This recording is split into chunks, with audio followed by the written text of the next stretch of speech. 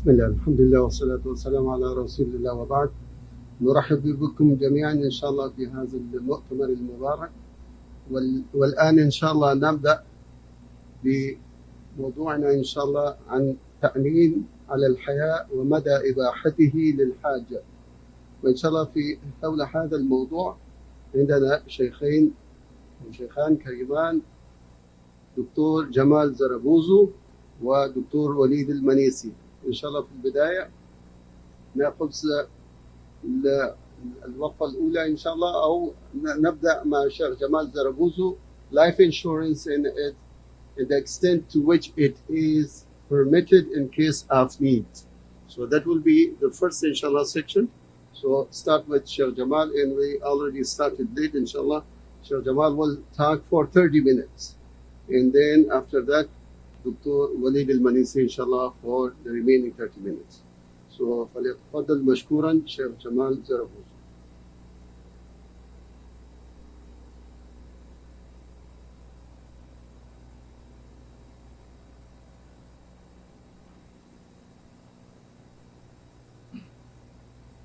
الحمد لله والصلاة والسلام على نبينا محمد، وأشهد أن لا إله إلا الله وحده لا شريك له، وأشهد أن محمدا عبده ورسوله. أما بعد.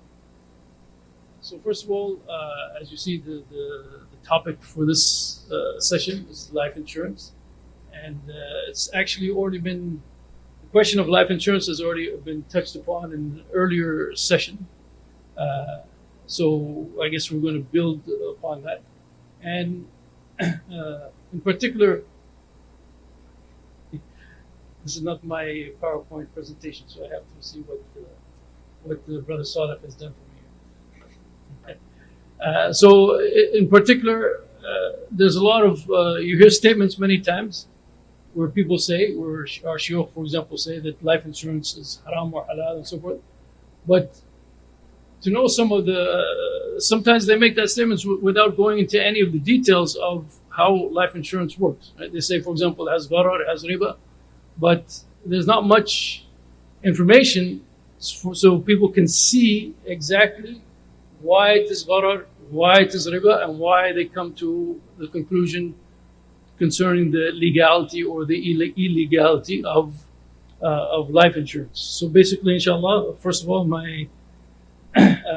my talk, I want to get into that a little bit, so that inshallah it's very clear to you how life insurance works, and from there, inshallah, hopefully the question of the ruling of life insurance will be inshallah clear to you. First of all, the question of insurance in general, it is an economic decision. Right? People decide to insure something if they think the value of that thing is so important to them that they're willing to pay money for it so that they can get money to cover it in the future. They don't want, that is too valuable to them, such that they don't want to risk the loss of that thing. So it is an economic decision. I'm going to pay this so that if something happens to this, I will be covered and I won't actually lose that economic benefit or that monetary, that value. But essentially though, it is money for money. You are paying money, and if certain events take place, you're going to get money back. That's all there is. It's going to be money for money. Even if it's health insurance and maybe it comes to you indirectly or goes directly to paying the doctors, essentially you are paying money, and in return you're expecting under certain circumstances to get money in return to make sure that you are what they call whole. For most people though, once they pay insurance, once they give that money to the insurance company, what does the insurance company do after that? And how does that insurance company, you pay them like $100 a month, and all of a sudden you have something that happens to you and they give you $100,000. How does that happen that you're paying $100 and they're going to give you back $100,000?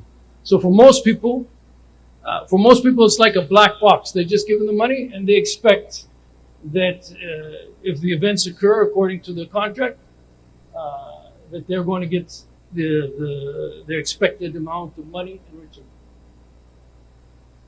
So it's important, first of all, to understand something of the nature of insurance as a whole before we even get into life insurance. And the key, there's a lot of technical jargon on the board right there, but the key to it, the key to what insurance is that it is a promise. This is what they call an aleatory promise, which means a promise based on risk. That some uncontrolled event is going to happen in the future, and as a result of that uncontrolled or fortuitous event, something is going to click. In other words, as a result of that, you're going to get paid something. So by definition, if you look at any definition in any law book or any book on business or business law and so forth, by definition, insurance is a risk contract. There has to be some uncontrollable event that's going to happen in the future or may not happen in the future. Nobody knows if it's going to happen or not happen in the future. That is a key to the entire concept of the idea of insurance. So basically you're paying, as I said, you are paying in case something happens in the future. You're paying them money in the hopes that, or in the expectation that they will give you money in return when this uncontrolled event occurs in the future. So by definition, insurance as a whole is a risk-related contract.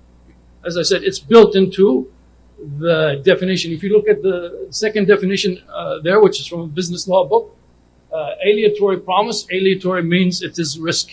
It constitutes risk. It is based on what they call a fortuitous event. You don't know when it's going to happen. The insurance company doesn't know when it's going to happen. Nobody knows what is going to happen. But essentially, you're putting money on it. That if it happens, then X, Y, and Z is the result. And when I say X, Y, and Z, basically that means the insurance company is going to have to kick in and give you money. So the point is, it says there has to be aleatory risk and not can control an unknown outcome. With respect to, and these graphics are definitely not for me, by the way. With respect to life insurance, there's a number of different ways in which life insurance works. One of the common ones is what is known as a term life insurance. And term life insurance basically means you're going to be paying life insurance over a certain amount of time. Once that time expires, you no longer pay, and of course there's no longer benefits. So for example, you might get a life insurance policy, and it's a 30-year life insurance term. So that means that you keep paying, you pay every month. If you live from the time you sign the contract afterwards, if you lived 30 years and 1 day, that means you paid all that money and you're getting nothing in return. Because it's what they call a term life contract. So once that 30-year period ends, you're no longer covered, there's no policy. And if you die after that, even if it's just a few seconds after the contract says it's over, you get zero. Right? So you paid in for 30 years and you get zero as a result. Of course, it could be the case you paid in for 1 month, and then subhanAllah, something happens to you. You die, you hit the jackpot. Of course, you're dead, but you hit the jackpot. And you paid for just 1 month, and you get $1 million in return. That's also possible. So you could pay for 30 years and get nothing. You could pay for 1 month or 2 months and get lots in return. So if this is not, if this doesn't fall under the definition of gharar, I don't know what falls under the definition of gharar. Because again, you're paying for an unknown outcome, an unknown event. Some people argue, well, everyone's going to die. Yeah, but you don't know when you're going to die. Especially if it's term life insurance. You don't know if it's a 10-year, you don't know if you're going to die within that 10-year period or 20-year period or whatever, or 30-year period, whichever the case might be. So that's why, that's one of the reasons why when you talk about life insurance, many of our scholars say that it involves gharar. So this is as I said, this is essentially the essence of gharar. Putting money, you might win big, you might win nothing. So term life insurance is one. common form of life insurance. Another common form is permanent life. So term life insurance, you already agree from the beginning, you're going to pay insurance for a certain period of time. Permanent life insurance means you're going to pay from now until you die. So there's no end period that this is going to come, that, for example, at a certain period of time, this is going to come to an end. And the way this works is that the insurance company will look at you and look at your health and, you know, the environment, what state you're living in, and all these different things. And they will do their best to guess how long you're going to live. This is what they do. Okay? They figure you're just like everybody else who's similar to you. Okay? So they're going to figure out now how long you're going to live. That means this is how long you're going to be paying that. This is how long they expect you to be paying. And basically, so that money is going, your premium that you pay is going to go into a pool. And that pool, so first of all, what you pay them is going to cover their expenses and everything. And then what is left over is basically that money for that period that is going to cover the expectations that you die. For everybody your age and your type, you get a payment. When you pay the premium, there's a certain amount that is basically dedicated to if you're going to die in that period, and the expectations multiplied by the probability that you're going to die. So the earlier, the younger you are, so they want to make the premiums fixed. So basically, the probability that you die is going to be much greater in later years. So what this means is that there's a portion of your payment that actually doesn't go to the probability of you dying in that period. So there's money left over. And out of that money left over, they put it into an account. It's called a cash value account. This cash value account is going to be sitting there, and it's going to be earning interest. So they take your payment and they put a portion of it and they put it into account, and that account, in most cases, there's some innovative techniques nowadays that have a little bit maybe more equity in it, but basically it's going to be earning interest on your behalf. So you pay in this account, let's say like 10 or 20 years, or you pay your premiums for 10 or 20 years. The goal, by the way, and their idea is that if you paid until you expected to die, that cash value account, the total amount in it is actually equal to your death benefits. So if you have like $1 million policy, they structure it such that that account is going to be equal to $1 million at the time that you die, based on their expectations. So this account is growing, and what happens is that many, and the life insurance company will tell you, this is your cash value account right now. So many people get a little bit excited when they see, oh, they have $100,000 right now. I mean, they could go on a vacation or buy a new car or whatever. So many times what people do is that they cash out. They actually take that. There's not penalties, but there's fees and all sorts of things. But they actually stop then paying the insurance, and they take that cash out. So again, that cash is directly interest. It is going to be growing at a fixed rate in your cash value account. Now, how they make money is a separate item, but this is going to be growing at a fixed rate in this account. So it's basically an interest-bearing account with your name on it. And if at any time you want to stop paying the premiums for your life insurance, you can say, I want to stop and just give me that cash. That's an option that is available to you under permanent life insurance. So here you have a couple of things going on. Number one, you don't know when you're going to die. They don't know when you're going to die. So there is that gharar aspect involved as well. Maybe it's not as drastic as in the term life insurance. And then you clearly have this riba, where this cash value account is basically, that is what is building up for you, such that if you finally die at the time they expect you to, the entire amount is going to be there waiting for you. People have a tendency nowadays to live longer than they used to. And so now life insurance companies are also, what has become very popular is what they call annuities. And this is especially for, let's say like someone didn't buy life insurance earlier, and now he's like 60 years old, and he's come to the realization that he might live until 83 or 85 or something like that, and he doesn't expect to be working until that time. So what annuities are is that you pay an amount now. Let's say like you pay $100,000 over a two-year period. So those are your premiums. Once you pay that $100,000, now the insurance company will give you a stream of income every month. For example, they'll pay you $635 every month until you die. So you put up like $100,000, and then they'll pay you $635 every month until you die. If you live a long life, well, then you won this game. If you die shortly after that, you kind of lost. Right? The $100,000 is gone. Your family is not going to see it. Nobody's going to see it anymore. So this again, clearly there's some gharar aspects to it. There's that risk aspect related to it, and there's obviously that riba aspect related to it as well.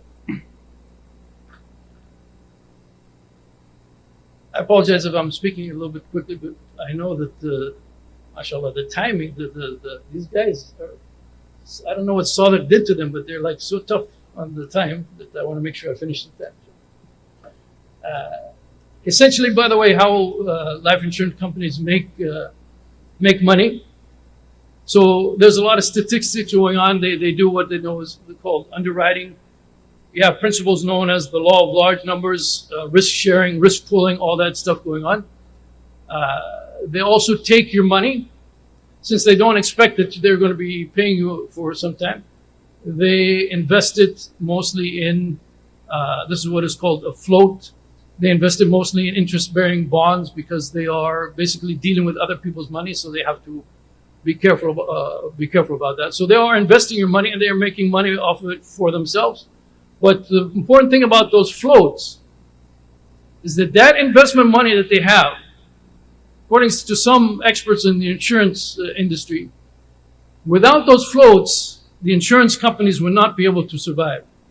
In other words, the payments that you make, you meaning the general group, right? The payments that the policyholder makes, you add up all those payments, and even with all their calculations and everything, those payments are not actually going to be able to cover all of the expenses, or all the payouts that the insurance companies are going to have to make. So without that float, without them taking that money and investing it and getting a return on it, without that float, actually the insurance companies are not going to be able to survive, and especially now with global warming and so forth, where they have more, stronger disasters and so forth. So they need to do that float. In other words, again, on the back end, also it's very riba related. Secondly, the life insurance companies also make money off of those cash value payouts, because when you take that cash value payout, when you decide, okay, I don't want to lose this money, it's sitting there, I want to take it now. Basically, you're just taking the interest that they have provided for you, which they could get anywhere, and you're not actually getting the complete death benefits. So this is actually profitable for the insurance company when you take the cash value payouts. But the most important source, or one of the most important sources of income, how they make profits, how life insurance companies make profits, is what they call lapsed coverage. And lapsed coverage is two things. When you have those term life insurance, a good number of those term life insurance end without the person dying. So all of that money, whether it was 10 years, 20 years, or 30 years, whatever the case might be, all that money you put into it, all of that goes to the insurance company. You're going to get zero, as I said. You're going to get absolutely zero. So those term life insurance, in general, they are very profitable for the life insurance companies, because they're going to cover you. They're going to cover you over a period of time that they expect you to live longer. And so that is one of the important sources of income for them. A second very important source, or a second very important type of lapse coverage is where people are in the permanent life insurance, where you're supposed to pay until you die. What happens a lot of times, the people, they fail in keeping up their payments. Now, life insurance, we talk, someone might talk about the life insurance as a need or necessity and so forth. Life insurance costs money. And not everyone has money, and especially after someone turns 65 and they're on Social Security and they're getting less money in. It's very common, and you have some of the statistics on the board, it's very common for seniors, in particular, for their life insurance policies to lapse. Meaning, they fail in a payment of a premium, and so therefore, everything that they paid in the past, they lose. And as I said, in particular, that is important for seniors, because those are the ones who sometimes when they get less income, they don't realize they have to now start like cutting things out, and so one of the things that they are forced to cut out is life insurance. Now, I want to. I didn't discuss this too much in the paper, so most of the things that I've discussed so far is in the paper. Here I discussed a little bit, but I want to spend some more time on it. How much time? Is that 12 minutes? You don't mind if I talk a little bit faster? So I want to talk about some of the arguments that are presented in defense of insurance. So by the way, after everything I've said to you so far, how gharar is so clear in it, how riba is so clear in it, probably, I hope that a lot of you are thinking, well, there's no way that anyone is going to, defend. But there are arguments that are presented in defense of insurance. Number one, there are those scholars who argue that the insurance payment that you make is a kind of donation on your part. Tabarru. They actually use the word. It is a donation on your part. And as I said on the board there, don't try this with the IRS. Okay, no one, as I said before, it is an economic decision.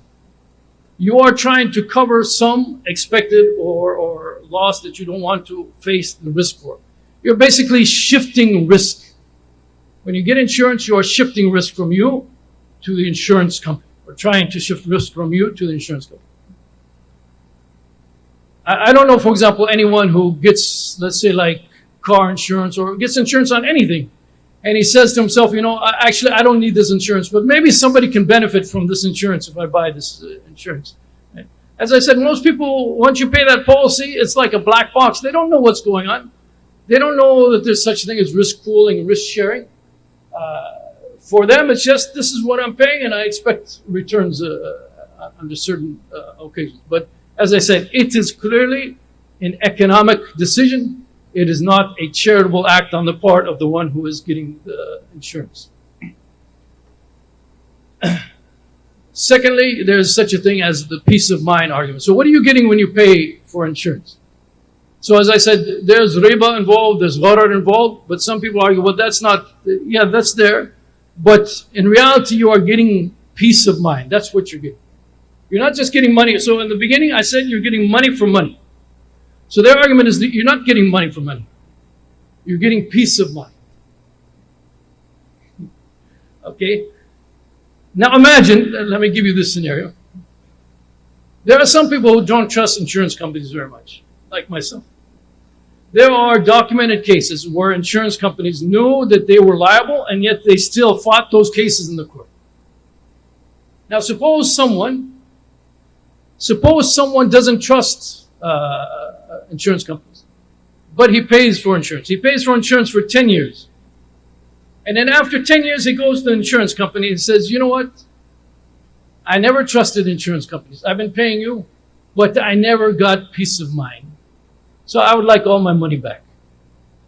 Do you think they're going to give him the money back? Or are they going to call security and say there's someone who needs to be removed from the building? Okay. What's in the contract, okay, I can assure you that what's in the contract, in the insurance contract, what you're getting for what you're paying, it's not going to say peace of mind. Yeah, the salesman who's going to come and say, yeah, you want peace of mind, we're going to give you peace of mind. That's not what is in the insurance contract. So when we talk about the fiqh ruling of it, we have to talk about what is in the insurance contract and what you are actually getting for your payment. Similarly, the security guard argument, they say that it's like hiring a security guard. Insurance is like hiring a security guard. So again, I can give you a quick analogy.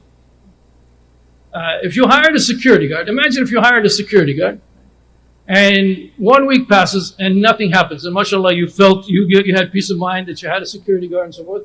At the end of the week, so when you hire that security guard, do you have in mind what you're hiring for? Is it like peace of mind or this kind of thing? Is it like insurance, or you actually have something in mind that he should be doing? So imagine if you hired him for a week, and at the end of the week, he says, I want my pay. And you said, alhamdulillah, nothing happened. MashaAllah, it seems like you're a good security guard, nothing happened. And then you look at the video, the security video, and you find out he never showed up for work the whole week. Are you going to pay him? Or you were going to pay him for him to come and stand there and be a guard, not just give you peace of mind? So the analogy, trying to make an analogy with a security guard, you are paying something explicit and clear in the case of the security guard. You are paying for him to come and watch the property. So there's no analogy that you can make between a security guard and insurance. Really? Already? Okay. I'll skip that one just to save time. But some people will resort to the idea that the default ruling of business contracts or permissibility. Obviously, if you see the amount of gharar and the amount of riba involved in life insurance, I don't think that that is an acceptable argument whatsoever.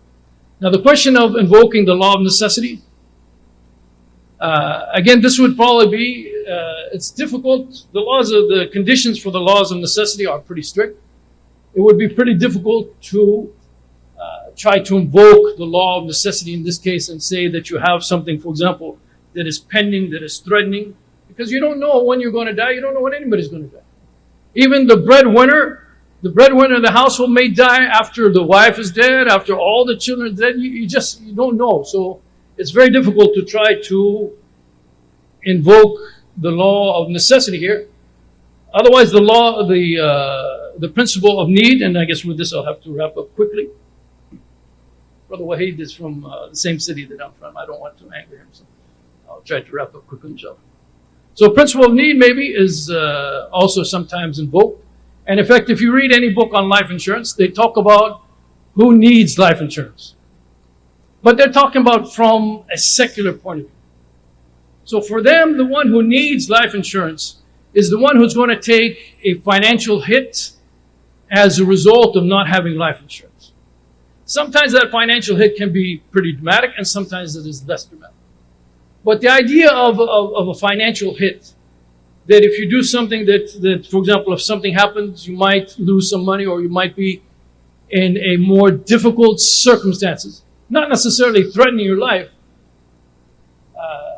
This is part of the ibtila, this is part of the trials that Allah subhanahu wa ta'ala gives us in this dunya. You can be healthy and facing difficulties like that. And so to invoke the law of need, and then all of a sudden, we need, for example, this kind of insurance. We need that kind of insurance. We need to invest in this and that. Even if all of these things are involving haram aspects, we're going to get to a point where everything is going to be justified then. Everything's going to be justified of all of the different kind of haram aspects. And instead of facing the fact that the ibtila, the trials, is part of what Allah subhanahu wa ta'ala has designed for us in this world, that we see any kind of loss, that this means we can resort to something haram. I think this is, first of all, it's very dangerous. We are basically saying that the Sharia as it is isn't really practicable nowadays. That's why we have to always resorting to these laws, making things which are clearly haram permissible. And so we have to be very careful about this. Maybe there are some cases, for example, if you had like a husband and wife, and let's say they don't have any children or something, and the wife has not been in the labor force, if the husband dies in this case, maybe the wife is going to be in very difficult circumstances. But just anecdotally, I can tell you, I've seen many cases like this. Sometimes you have like Social Security, you have other government programs, you have, of course, the Muslim community. Many times, sometimes they also have family. People are resilient. Right? They don't have to necessarily resort to haram. So there might be some limited cases, some very limited cases where someone might argue that in this case, this person is really going to be in a very difficult situation if they don't get life insurance. But the bulk of the situations is not like that. The bulk of the situations, probably there's going to be some financial difficulties, some hardship. But again, hardship, as I said, that in itself does not mean. There are some levels of hardship that we need to understand. It is part of the sunnah of Allah subhanahu wa ta'ala. When the Muhajirin, when they left Mecca, they left behind their wealth. And when Mecca was conquered, Allah subhanahu wa ta'ala did not give them that wealth again.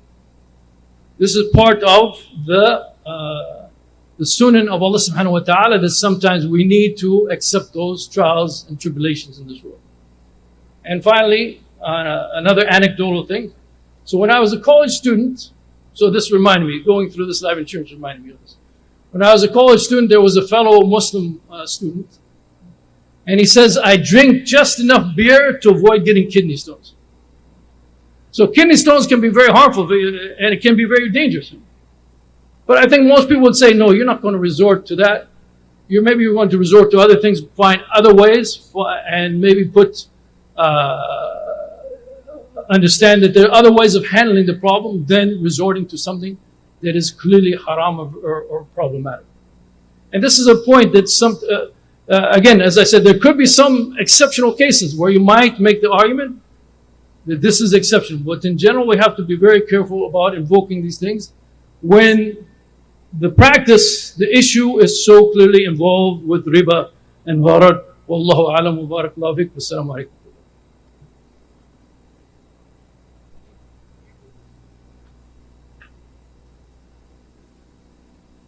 جزاكم الله خيرا شيخنا الكريم الشيخ جمال الدين زربوزو على بحث مفيد في مجال التأمين على الحياة ومدى إباحته للحاجة.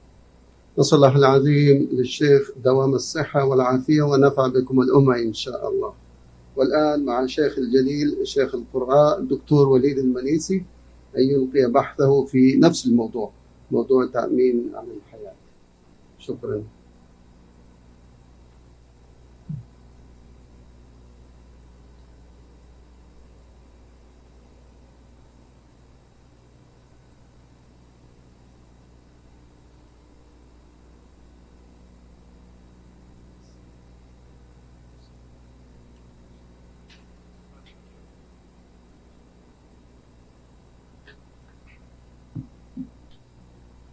بسم الله الرحمن الرحيم. الحمد لله رب العالمين، صلى الله وسلم على نبينا محمد وعلى آله وصحبه أجمعين.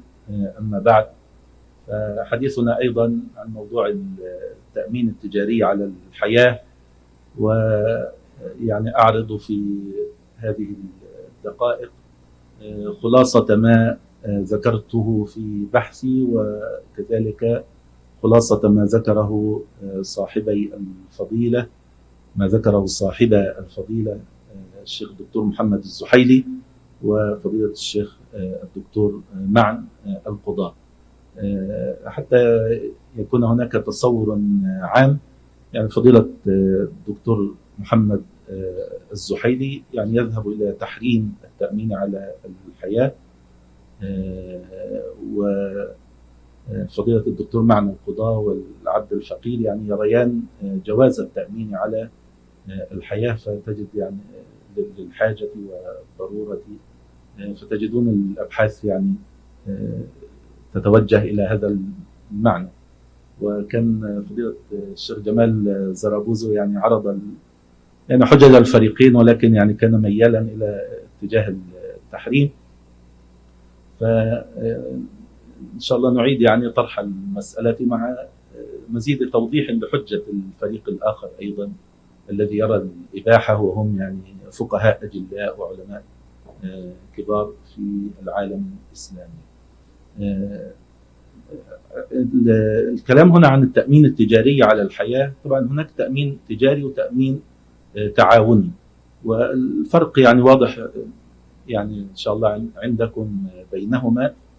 التأمين التعاوني تجدون يعني تقريبا كل أو معظم فقهاء العالم الإسلامي يبيحون التأمين التعاوني ويحرمون التأمين التجاري. يعني معظم الفقهاء يحرمون التأمين التجاري ويبيحون التأمين التعاوني. الفريق الذي يرى إباحة التأمين التجاري لا يرى يعني فرقا واضحا بين النوعين، يعني يقتضي هذا التفريق بينهما. فالتأمين التجاري يعني تكون هناك شركة والناس يدفعون الأقساط إلى هذه الشركة، والشركة تتولى إدارة هذه الأموال، وما كان من ربح فللشركة يعني ليس للمشاركين فيها. فهذا يعني الفرق الجوهري. أما التأمين التعاوني ففكرته يعني مثل ما لو مثلا الحاضرون الآن مثلا نحن 500 إمام مثلا حضروا في هذا المؤتمر، فلو اتفقنا مثلا أن كل واحد منا يدفع كل شهر مثلا $100، واخترنا لجنة مثلا نحن ائتمناهم أنهم يتولون مثلا تنمية هذه الأموال لمصلحة المجموعة، واتفقنا على كيفية توزيع هذه الأموال أنها للمواساة بيننا.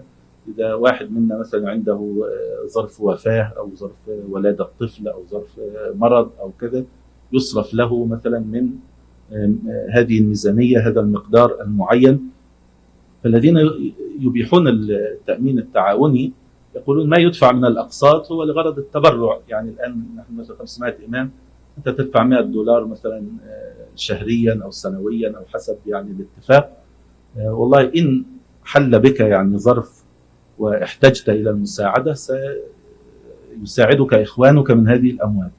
إذا لم يحل بك ظرف يعني تحتاج فيه إلى المساعدة فأنت مسامح في هذا المال، سيساعد به غيرك المحتاج، ويعني ما دفعته يعتبر على سبيل التبرع الذي يعني ريعه أنت مشمول به. وهذا شيء يعني جائز، أنك مثل عثمان رضي الله عنه لما اشترى بئر رومة ويعني هو يتوضأ منها ويشرب منها مثل غيره من المسلمين، يعني جعلها وقفا لله تعالى وهو يستفيد منها مثل ما يستفيد غيره.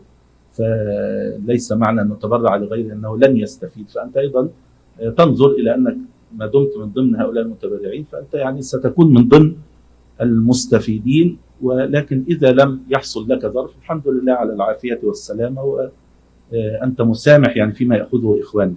فالذين يعني يرون إباحة التأمين التجاري عموما يرون أنه لا فرق بينه وبين التعاون في هذا. يعني أنت أيضا إذا مسألة النظر في نيات الناس، ما ممكن أيضا الذي يدفع التأمين التعاوني قد يدفع هذا القسط وهو في نيته لا يريد تبرع ولا شيء، ويريد تأمين نفسه إنه إذا حصل له مشكلة يساعد منها، وقد يكون في نيته أنه يعني مسامح في هذا، وإذا لم يحصل له مشكلة فينتفع بها المحتاج. فيقولون التأمين التجاري هو أيضا فيه نفس المعنى، يعني القسط الذي تدفعه لا تعتبر أنك يعني اللي هي مسألة حجة الغرر، يعني لا تعتبر أنك إذا لم تحصل على فائدة فهذا المال قد ضاع منك وخسرته وكذا. لا، يعني يعتبر هذا المال قد أنت يعني نويت به مساعدة المحتاجين، وأنك لو احتجت سوعدت منه.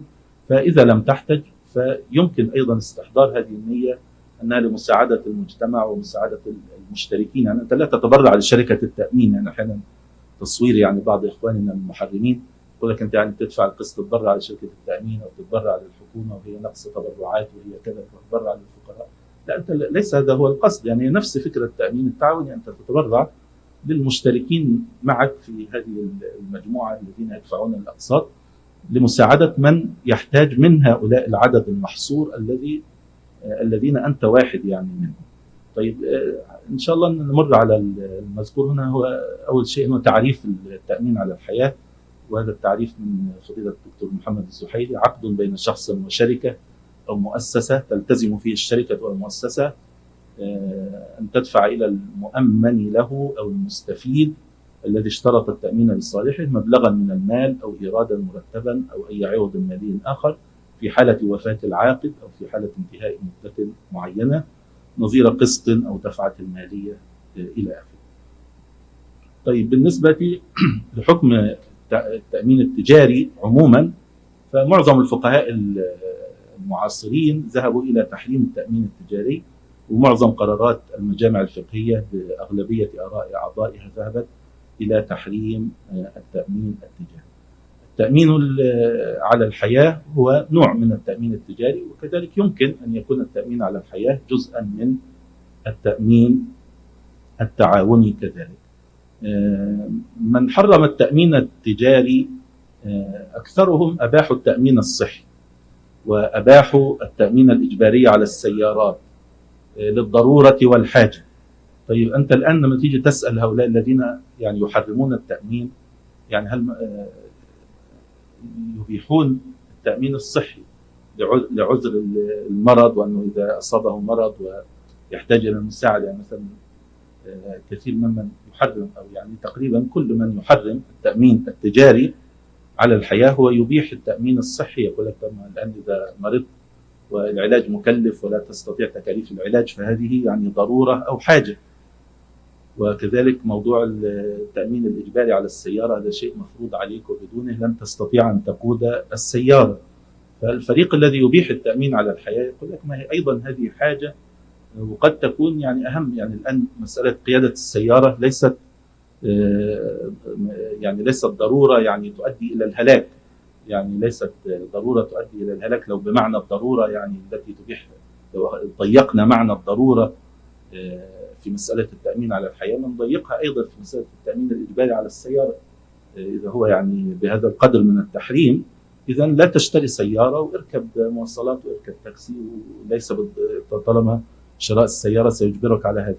ومسألة المرض أيضا يعني من الحجج التي يعني صراحة من أضعف الحجج، يعني مسألة المحجب ومسألة التوكل على الله وتفويض الأمر لله، وأن يعني هو هذا كله مسألة أسباب. يعني فهي مسألة التأمين الصحي، أنت يمكن أيضا أنك لا تؤمن تأمينا صحيا ولعل الله تعالى يعني يعافيك ويشفيك ولا تحتاج إلى علاج مثلا مكلف، أو العلاج مثلا في حياتك يكون أقل من قسط التأمين الذي ستدفعه. هذا ممكن وجائز كل شيء بأمر الله تعالى، ولكن أنت تأخذ بالأسباب. فكذلك أيضا هي مسألة التأمين على الحياة. النبي عليه الصلاة والسلام يقول إنك أن تدع ورثتك أغنياء خير من أن تدعهم عالة يتكففون الناس. ممكن الإنسان مثلا هو يتحمل على نفسه، كثير من الناس ممكن هو يتحمل على نفسه المرض ويوفر من نفقات العلاج من أجل يعني الإنفاق على أولاده وأن يترك شيء لأولاده وكذا. فقد تكون هذه الحاجة إلى أن تترك ورثتك أغنياء قد تكون يعني أهم عند كثير من الناس من شراء سيارة أو من مثلا علاج قد يكون غير ضروري.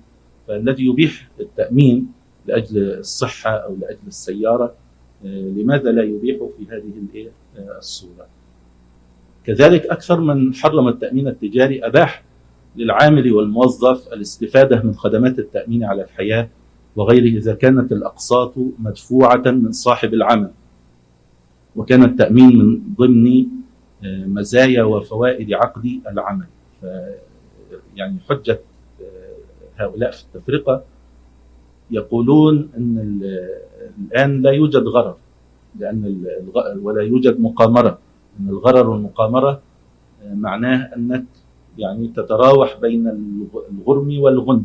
ممكن الأقساط التي دفعتها يعني كما وضح فضيلة الشيخ جمال حفظه الله، يعني ممكن أنك تدفع مثلا $100 أو $1000 وتحصل على $1,000,000. وممكن أنك تظل تدفع مثلا أقساطا لمدة 30 سنة ثم ينتهي عقد التأمين ولا تجدد أو تتوقف عن الدفع وتذهب عليك هذه الأموال التي دفعتها. فقالوا إذن ممكن تدفع $1,000,000 ولا تأخذ شيئا، ممكن أنك تدفع $1000 وتأخذ $1,000,000. ففيها يعني نوع من الغرر والمقامرة. فقالوا الآن عندما يكون الدفع من جهة صاحب العمل فأنت الآن لم تدفع شيئا. إن حصل لك ظرف وأخذت تعويضا من التأمين يبقى هذا غنم. إذا لم يحصل لك ظرف ولم تأخذ تعويضا من التأمين، إذا سلم، يعني يتراوح بين الغنم والسلم وليس بين الغنم والغرم. يعني إما أن تسلم لو لم يحصل لك شيء، خلاص لا أخذت منهم شيئا ولا دفعت لهم شيئا، الذي دفع وخسر هو صاحب العمل. وإن حصل لك ظرف وأخذت فيعني هذا غنم بغير يعني غرم أو كذا، فقالوا هذه الصورة يعني لا يدخل فيها المقامرة والغرر، فأباحوا هذا النوع. أبرز حجج المحرمين للتأمين التجاري هو أن عقد التأمين من عقود المعاوضات المالية المشتملة على الغرر الفاحش، وهذا مر حتى يعني لا نعيده، وأنه ضرب من ضروب المقامرة لما فيه من المخاطرة في المعاوضات المالية، ومن الغرم بلا جناية أو تسبب فيها، ومن الغنم بلا مقابل أو مقابل غير مكافئ. بالنسبة للفرق بين الغرر والمقامرة، يعني هما مصطلحان قريبان في المعنى، لكن بعض الفقهاء يفرق بينهما، أن الغرر يعني فيه احتمال أنك لا تأخذ شيئا، أنك يعني تدفع أموالا، إما أن تأخذ عوضا يعني كبيرا مقابلها، وإما أن تذهب عليك الأموال. المقامرة أحيانا يكون أو العكس، يعني إن أحيانا أنك لابد ستأخذ لكن لا تدري هل تأخذ كثيرا أو قليلا. في الفرق بين المقامرة والغرر أن أحد الأمرين يعني لابد أن تأخذ عوضا، لكن قد يكون قليلا أو كثيرا لا تعرف مقداره تحديدا، والآخر ممكن أن تأخذ أو لا تأخذ، لكن بصفة عامة يعني معناهما متقارب. عقد التأمين التجاري يشتمل على ربا الفضل وربا النسيئة. قال إن الشركة إذا دفعت للمستأمن أو لورثته أو للمستفيد أكثر مما دفعه من النقود لها فهو ربا فضل. يعني أنت ظللت تدفع أقساطا، فدفعت مثلا 100,000 دولار وجاء التعويض لورثتك 100,000 دولار، فأصبح يعني كأنه يعني قرض أنت دفعت مقدما وجاءك المال مؤخرا وأخذت أكثر مما دفعت، فهو ربا فضل، وفي نفس الوقت ربا نسيئة لما فيه من التأجيل. لكن جواب الفريق الذي يبيح يقول يعني المال الذي يدفع هذا هو ليس نفس المال الذي أنت يعني لا تكيف المسألة ولا تصور على أنها يعني قرض وفائدة، وإلا لفعلنا هذا في التأمين التعاوني وحرمناه أيضا. فقالوا يعني ما يدفع هذا خلاص مال أنت تبرعت به للمجموعة على أساس إن من أصابه ضرر يعني انتفع به. ثم المال الذي يحصل لورثتك أو كذا هذا مال يعني يعتبر موهوبا أو متبرعا به من مجموع المتبرعين الذين يعني شاركوا معك في هذا التأمين، أو هبة مشروطة منهم أو كذا. يعني ليس هذا هو المال الذي أعطيته يعني على سبيل القرض، فأنت لم تعطهم على سبيل القرض، وإلا لو كان هذا المعنى موجودا لحرمنا التأمين التعاوني. وكذلك لمسألة أخرى، وهي أن المستفيد ليس هو الورثة، وإنما المستفيد يعني قد يكون وليس بنسبة الميراث. فلذلك يعني الفقهاء يجعلون العوض الذي يأتي من التأمين لا يجعلونه مثل المواريث، وإنما حسب الاتفاق على من الذي يستفيد. قد تكتب مثلا في وثيقة التأمين أن المال الذي يأتي يكون للزوجة، أو يكون كله مثلا للزوجة، أو يكون مثلا 3/4 لها، أو مثلا يعني لبعض الأقارب، أو حتى لجهة خيرية لو أنت تريد ذلك. فالمستفيد يعني ليس هو الورثة، ولا ينطبق عليه أحكام الميراث، لأنه مال جديد وموهوب بعد الموت. يعني هو بشرط الموت مثلا، إذا كان سيعطى بعد الوفاة فكأنه بشرط الموت، فكأنه مال اكتسب بعد الموت، وليس هو نفس المال الذي أنت يعني أقرضته واسترددته. هناك جمع من الفقهاء المعاصرين ذهبوا إلى إباحة التأمين التجاري عموما بجميع أنواعه، سواء التأمين على حياة أو غير تأمين على الحياة.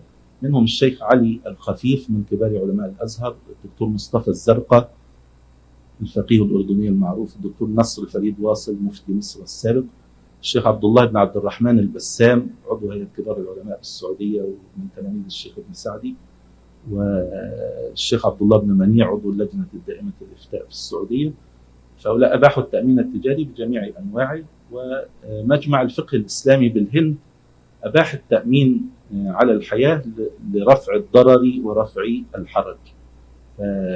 يعني نجد هنا عندنا توجه إلى أن التأمين التجاري عموما هو من المعاملات المباحة، وتوجه آخر يرى أنه معاملة محرمة ولكنها تباح في الضرورات والحاجات، وأن التأمين على الحياة هو من الضرورات والحاجات. الباحثان يعني الدكتور معنى القضاء والعبد الفقيه يريان جواز التأمين التجاري على الحياة في أمريكا. عبارة الدكتور معنى قال: وعليه فالذي أراه هو الإفتاء بإباحة التأمين على الحياة للمقيمين في أمريكا، إما للإباحة الأصلية وهو ما أرجحه، أن التأمين أصلا التجاري هو مباح في الأساس، وإما أخذا بالقاعدتين الفقهيتين اللتين بنى عليهما مجمع الفقه الإسلامي في الهند: رفع الضرر ورفع الحرج إلى آخره. والضرورة واقعة أو متوقعة بغلبة الظن من السواد الأعظم من المسلمين في أمريكا. أبرز حجج مبيحي اشتراكي في التأمين التجاري أن الأصل في المعاملات الإباحة، وأنه داخل في المصالح المرسلة، وأنه يدخل في عقد ولاء الموالاة حين يجتمع قوم على أن يتحملوا ما يصيب أحدهم من ضرر، فهذا يعني من ضمن هذه الصور. ويدخل في ضمان المجهول وضمان ما لم يجب، وهو جائز عند كثير من الفقهاء، ويعتبر من أنواع التبرعات، لا فرق بينه وبين التأمين التعاوني. والمبيحون يمثلون بهذا المثال، وهو مسألة استئجار حارس لحراسة الدار أو حارس لحراسة المسافرين في الطريق. تثبت له الأجرة حتى لو لم يتعرض الدار أو المسافرون للخطر ولم يعمل الحارس شيئا، فالدفع كان مقابل الأمان النفسي من المخاطر. ولا يقال إنه إن لم يخرج عليهم لص ويدفعه الحارس تكون أجرته غررا أو مقامرا. هنا يعني في الحقيقة الأمر ليس كما صوره فضيلة الشيخ جمال، يعني أن الدفع هو لأجل أن الحارس يجلس ويأخذ الأجرة على جلوسه، يعني ليس هذا هو الأمر، أن تجيب الحارس تدفع له أجرة من أجل أن هو يجلس على الكرسي ويجلس ينظر إلى الدار. وإنما الأجرة هي في الحقيقة يعني أنت ليس هذا هو الغرض يعني، وإنما الأجرة في الحقيقة هي من أجل هذا الأمان النفسي اللي هو المقصود به، أنه إن حضر لص وأراد يعني اقتحام الدار، فهذا الحارس سوف يدفعه أو سوف يبلغ الشرطة أو يبلغه أو يقاومه. فهذا هو الشيء الأساسي الذي أنت دفعت له المال، وهذا الشيء قد يحصل وقد لا يحصل.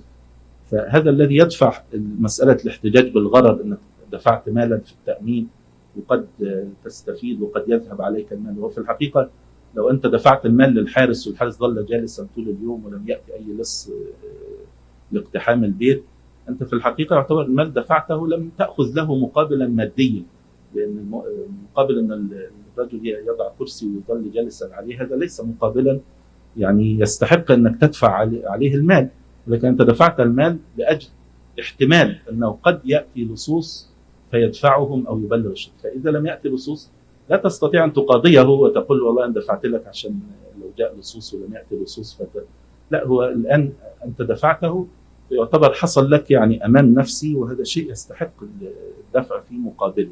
فلا تقول إن المال الذي دفعته لم تأخذ له عوضا. وهذا نفس المعنى الذي في التأمين، أنك تدفع من أجل أنه يعني لو حصلت وفاة أو كذا أحد يساعد أولادك ويعطيهم، أو حصل عجز وعدم قدرة على العمل فيساعدونك. فإذا لم يحصل ذلك لا تنظر إلى أنك دفعت مالا ولم تأخذ مقابله، بل أنت أخذت مقابلا. استدلوا بالقياس على أنظمة المعاشات والتقاعد التي أباحها المحرمون للتأمين، واستدلوا بأن الحاجة المنزلة منزلة الضرورة تبيحه، خاصة أنه في عصرنا لم تعد العاقلة ولا ولي الأمر يتحملون المخاطر، فانعدم البديل الشرعي.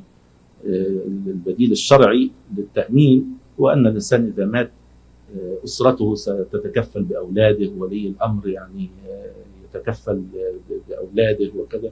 والآن لم يعد هذا الشيء موجود، لأن لو ماتوا ما عنده تأمين خاص أولاده يصبحون عالة يتكففون الناس، وهذه من الضرورات ومن الحاجة. وشركات التأمين التعاوني الإسلامي لا تعمل في معظم البلدان، ولو وجدت فتحملها للمخاطر ضعيفا ومعرضة للإغلاق لضعف ميزانيتها وعدم قدرتها على المنافسة. فهذه يعني خلاصة الأمر يعني، ونسأل الله سبحانه وتعالى أن ينفعنا وإياكم بما قلنا وسمعنا، والحمد لله.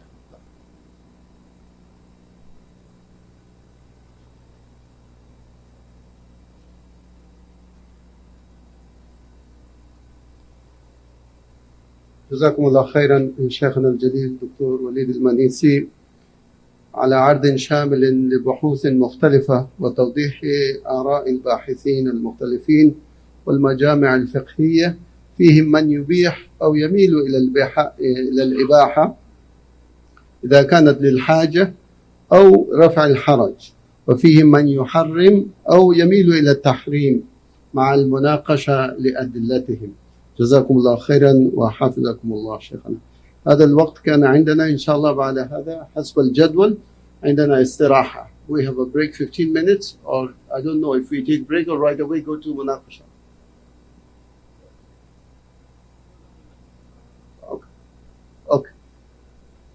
Okay, inshallah. So 15 minutes for taking questions from both sides.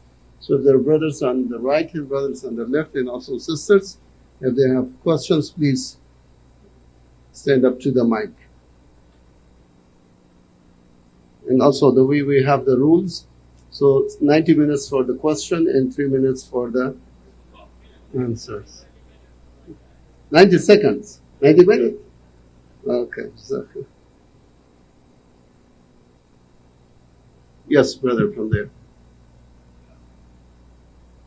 It's not working? That was working. Okay. Assalamu alaikum wa rahmatullah. I just wanted to make sure that I understood the Sheikh. For the case when a person is provided life insurance through his job at no cost to him, is it acceptable for a person's family to take advantage of that policy if he were to pass away while the policy was still in effect? This question is for? Kevin Wright. Yes, for whom? Sheikh Jamal. Sheikh Jamal. Sheikh Walid is the one who spoke about this. I didn't speak about this. So Sheikh Walid explained, scholars differentiate between the case where somebody else is paying on your behalf, so you don't have the same case of like gharar and so forth that you have in the case of if you yourself are buying it. And as he said, the majority of the scholars nowadays, or maybe all that he knows, they say it is acceptable and to. So as in your question, it's acceptable for the family to take their money and use their money. Yes, from the brother to the left. السلام عليكم ورحمة الله وعليكم. وجزاكم الله خيرا. سؤالي وجه إلى شيخ سامي لأنني سألته بالأمس وقال لي سوف يجيبني أن أذكره. السؤال كان يقول: ما حكم ممارسة مهنة المحامي بالنسبة للمسلمين وخاصة في بلاد لا يسكن فيه المسلمون؟ أنا لا أقول بلاد غير المسلمين لأن البقعة كلها للمسلمين ويسكن فيها أناس غير المسلمين. وجزاكم الله خيرا.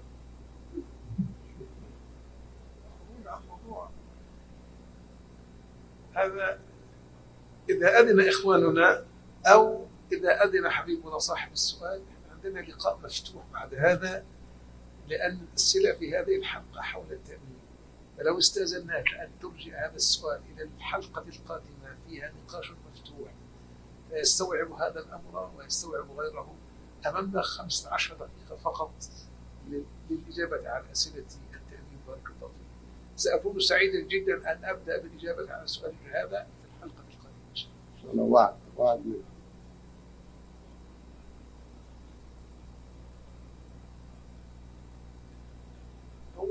هي مباشرة ماذا الحلقة القادمة؟ بعد 20 دقيقة. فلو بقيت معنا جزاك الله خير إن شاء الله. من الأخوات sisters.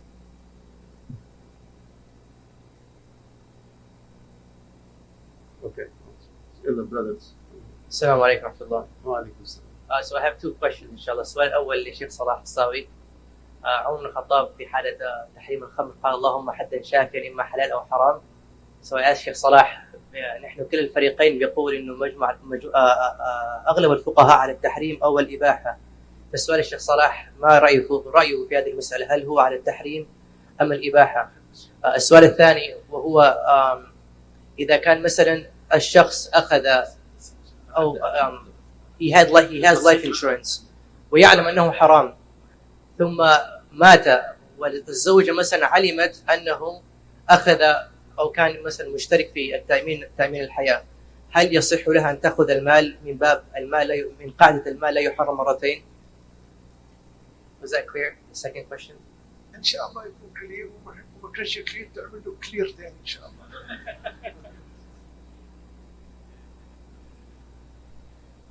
بسم الله الرحمن الرحيم، الحمد لله والصلاة والسلام على رسول الله وعلى آله وصحبه ومن والاه. الحمد لله لم تزل أمجا منبرا يكفل لأصحاب الاجتهاد، إذا صدر الاجتهاد من أهله وعلى وجهه فهو معروض على أصحاب الفضيلة جميعا للنقاش المفتوح، وهناك لجنة الصياغة في نهاية المطاف تصوت على ما ينتهي إليه الموقف وتصدر به توصية ترفع إلى مؤتمر المجمع لتسديدها ثم تصبح قرارا نهائيا في نهاية المطاف. أصحاب الفضيلة عرضوا اجتهادين، اجتهاد نسبوه إلى جماهير أهل العلم وكانوا منصفين وكانوا دقيقين عندما عرضوا الأمر على هذا النحو، فقالوا أن جمهور أهل العلم من المجامع العلمية والفقهاء المعاصرين على القول بالمنع، وقالوا إن ثمة كوكبة من العلماء المعاصرين مالوا إلى القول بالحل. فهذا هو مضمون كلامهم. وأنا عندي إضافة يسيرة أقول أحبابي، يعني لأن هذا بس دفاع عن عرض أحد الموتى. أنا كنت في لقاء في القاهرة مع الدكتور حسين حامد حسان رئيس المجمع، الرجل الذي انتهت إليه الإمامة في فقه المال في عالمنا المعاصر. يعني فقال لي إنه في لقاء بينه وبين الشيخ علي الخفيف وقبل أن يموت وهو في مرضه ذهب إليه ببحث قدمه الدكتور حسين عن التأمين مخالفا فيه لرأي الشيخ علي الخفيف، وكان متقدما به لينال درجة الأستاذية.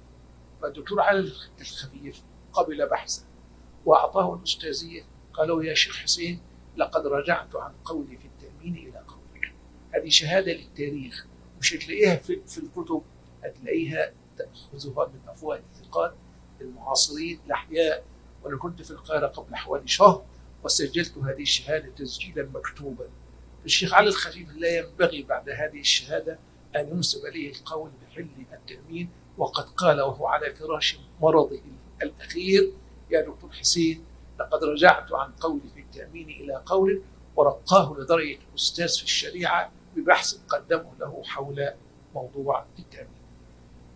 يعني هذه واحدة. الثانية المعقود عليه في عقود الحراسة العمل والأجرة، احتباس العامل مقابل أخذ هذه الأجرة. وكلا العمل أو الاحتباس والأجرة كل منهما أمر منضبط، وقضية الأمان نتيجة، يعني نتيجة لهذا العمل يتحقق الأمان. كما تقول إن المعقود عليه في عقد الزواج البضع أو حل الاستمتاع، والنتيجة هي الإحصان والعفاف. لكن ما حدش قال المعقود عليه الإحصان. لو واحد عينه زايغة واتجوز ولسه بيدور ورا الحرام، يلهث وراء الحرام يمين وشمال، نقول له العقد كان باطل لأن المعقود عليه ما حصلش وما تحققش. هذه الحكمة نتيجة وليست هي المعقود عليه. المعقود عليه في عقد الحراسة عمل العامل وأجرته. والدليل على هذا لو إن الحارس أدى دوره فلم يفرط ولم يتعدى وحدثت السرقة وحدثت السطوة، هل نحمله؟ لا، لأن مطلوب منه أن يبذل جهد وأن يبذل عملا. إذا حدثت السرقة أو حدث سطو بالنقش فقط، هل حدث تفريط؟ هل حدث عدوان؟ إذا لم يكن لا هذا ولا ذاك فيكون نتيجة الحارس بريء ويستحق أجرته كاملة ولو لم يتحقق الأمان المنشود، لأن المال سرقت أو البيت انتهك أو الحرمة تحققت. هذه رقم 2. رقم 3 القول بأن التأمين التجاري زي التأمين التعاوني كلاهما متبرع بأقساطه. يبدو غريبا هذا التخريج بالنسبة لي. التأمين التعاوني مش فقط شركة التأمين بتاخد الأرباح، لا، تتملك الأقساط. عندنا محامين يراجعوني في هذا القول. دي صفقة، يتملكون أقساط التأمين، بعد كده ياخدوها يربحوا فيها يرموها البحر، دي قضيتهم. إنه هو يتملك الأقساط من اللحظة الأولى. فالمعقود عليه في عقد التأمين الأقساط التي يدفعها المستأمن، وفي المقابل التعويض المتفق عليه عند وقوع الحادث. فليس في الأمر تبرع إلا إذا كان تبرعا حقيقة. يعني عندما يجتمع مثال لطيف ذكره فضيلة الشيخ وليد، أنما قد افترضوا أن مجموعة أصحاب الفضيلة 500 شخص مثلا في هذا، وقرروا يعملوا تأمين تعاوني فيما بينهم جائز، ويبقى التزام بالتبرع جائز، وإن هو يستفيد مع المستفيدين جائز، لأن المستأمنين لم يتنازلوا عن أقساطهم لأحد، لم يقدموا أموالهم لأحد، لا يزالوا هم المالكين لهذا المال وهم المتصرفين فيه وأصحاب القرار فيه. بنجيب شركة التأمين يعني كعامل نستخدمه نستأجره مقابل أن يدير عمليات التأمين وفق السياسة التي نقدمها لها نحن، وقد نضيف أفراد آخرين لم يدفعوا أموالا جائز، لأن نحن أصحاب القرار، المال مالنا والسياسة سياستنا والقرار قرارنا. وقد نستأجر شركة أيضا أنها تستثمر أموال التأمين مقابل نسبة من الربح، فالشركة نأتي بها موظفة عندنا تأخذ مقابل إدارة عملية التأمين أجر، وتأخذ مقابل استثمار أموال التأمين نسبة، والمال مالنا والقرار قرارنا. وبالمناسبة ويعني أساتذتنا اللي هم في الشرق ذكروا لنا هذا، لما أقيمت شركات التأمين التعاوني في الشرق اكتشفوا والله أن مليارات هائلة كانت ضاعت على الأمة، أهدرت، كان كلها تدفع شركات التأمين وشركات إعادة التأمين، فاكتشفوا كم من المليارات أهدرت، كم من الأموال أنفقت. أنا طبعا أعترف وأقر في حاجة موجودة، لكن هذه الحاجة لما لا تدفعنا لأن نطلق أبواب التأمين التعاوني، وإن بدت البداية واهنة وضعيفة، زي ما بدأنا التمويل الإسلامي عندما أنشأنا قرض، عندما أنشأنا بنك إسلامي كانت البداية ضعيفة، لكنها تطورت ونضجت واستوت على سوقها وتمددت في العالم كله، وأصبحت واقعا معيشا محسوسا، وأصبحنا نعيش في مرحلة تطوير هذه البدائل. الدكتور نصر فريد واصل له كل التقدير، يعني هذا الرجل له مواقف عندما كان مفتيا في غاية، يعني الله جل وعلا صان اسمه وصان عرضه فلم يتعرض لما تعرض له غيره. لكن بين قوسين رأيه في فوائد البنوك أنها حلال، هذا يدرسه لطلاب الدراسات العليا في كلية الشريعة، هذا رأيه اجتهاده الذي يعطيك ما عنده ولم يفعله تزلفا لا لسلطان ولا لحاكم، معذور مأجور معذور إن شاء الله تعالى. أرجو أن لا يحرم الله أجر المجتهد المخطئ. لكن أنا عايز أقول نفس العقل الذي خرج هذا هو الذي خرج فوائد البنوك الصريحة المباشرة، تدفع 100 تأخذ 110، قال هذه حلال بلال للاجتهاد عنده في قضية النقود والثمنية والعلة، وده كلام طويل ليس هذا وقته. فيعني الشيخ علي الخليل لم يختم حياته بهذا القول. الشيخ نصر فريد واصل متبني القول بحل فوائد البنوك، يدرسه لطلاب الدراسات العليا في كلية الشريعة، وظل أحد إخواننا موجودين هنا معنا في القاعة ممن حضروا له هذه المحاضرات في دراساته العليا. لكن الله جل وعلا سبحان الله كأن له مع الله حال، يعني لم يشأ أن الكلام ده يطلع للرأي العام ويخوض الناس في عرضه، لا، الله سبحانه وتعالى يعني وضع عليه الكنف وسترة، رجل فيه ربانية ومواقفه كانت ممتازة أثناء تولي منصب إفتاء، وأسأل الله أن يحسن لنا وله الخاتمة والعاقبة في الأمور كلها. لا يزال الرأي مشتركا، لا يزال باب الاجتهاد مفتوح. وفي النهاية أختم فأقول إن لأمجا 3 قرارات متتابعة في القول بمنع وتحريم التأمين التجاري، المؤتمر الثالث والخامس والسادس. المجمع أصدر 3 قرارات في منع التأمين التجاري، أكد عليه مرة بعد مرة بعد مرة. ومفيش مانع إذا تجدد اجتهادنا وفتح الله علينا بما هو أصب. لا والله الحق قديم لا يغير شيء. فقط يعني قصدت أن أبين الواقع ولا أحمل على اجتهاد ولا أحمل على فكر. وقد ترونني غدا أقول بيش الشيخ وليد جزا الله جل وعلا شرح صدري لشيء آخر. يعني ليس بيننا نبي معصوم يؤخذ منه فلا يرد عليه، وإنما المسائل الاجتهادية هكذا نتحاور فيها بالبينات وبالحجج العلمية، ونسأل الله لنا ولكم التوفيق والسداد. جزاكم الله خيرا، توضيح جميل إن شاء الله. الأخ من الرسالة. Assalamu alaikum, your brother Bassem Hamid. I've read all your papers in its entirety, and I want to thank you all. Special thanks for Sheikh Jamal, because his paper is truly the most articulate and comprehensive descriptive of the issue. So I recommend that everyone reads it in its entirety, inshallah. I'm going to speak about this from a consumer point of view and then from a fiqh point of view. From consumer point of view, even non-Muslims in this country tell you that insurance is the biggest scam in humanity. It's a modified bonds scheme. So to me, to find a fatwa that makes it permissible without a need or necessity is an absurd opinion, misleading, and perplexing, honestly. Now back to the fiqh. Sheikh Salah Jazahullah Khairan clarified that Sheikh Ali al-Khafif has retracted his fatwa. And I just want to clarify also what Sheikh Zarqa Rahimahullah has said. Sheikh Zarqa is not Jordanian, by the way, he's ours, he's from Syria. So when he gave that fatwa in the Saudi Council in Jeddah, there were 29 people attending that session. 28 people voted against that, and he's the only one who said it is permissible. And unlike what a lot of people think, his fatwa was based actually that on Darul Harb, just like the same concept of the riba.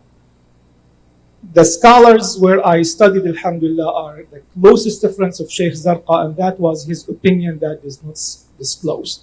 The premise of his fatwa was based on the same conventional division of Darul Harb and Darul Islam.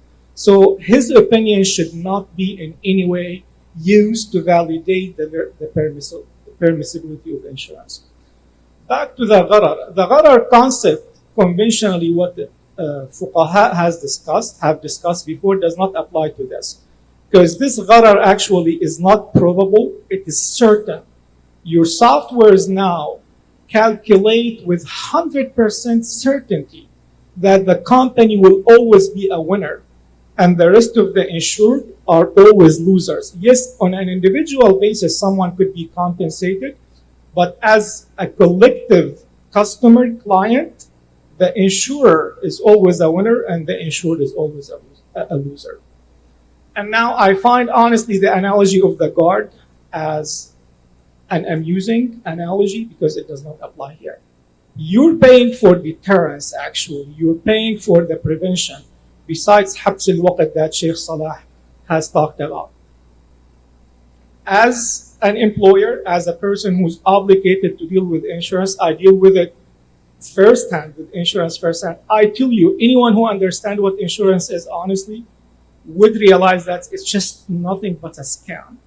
And I think opinion needs to be studied and investigated further. And I would like to hear a comment from our scholar, Sheikh Zuhaili Hafidhahullah, based on what I've said. Jazakumullah.